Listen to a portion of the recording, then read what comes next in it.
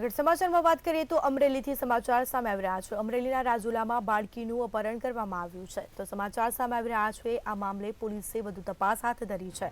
તો બાળકીનું અપહરણ થતાં જ ગુનો દાખલ કરવામાં આવ્યો છે। અપહરણ કરનારને ગણતરીની કલાકોમાં જ ઝડપી પાડ્યા છે। તો આરોપી જીતુ ઉર્ફે રવજી ગોહિલની ધરપકડ કરવામાં આવી છે।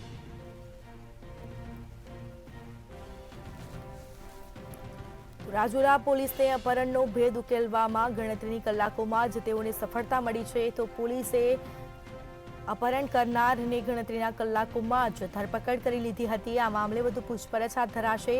આરોપી જીતુ ઉર્ફે રવજી ગોહિલની ધરપકડ કરાઈ છે।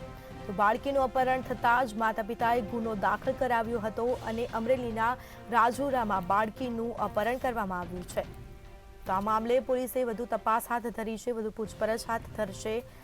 તો આરોપી જીતુ ઉર્ફે રવજી ગોહિલની ધરપકડ કરવામાં આવી છે।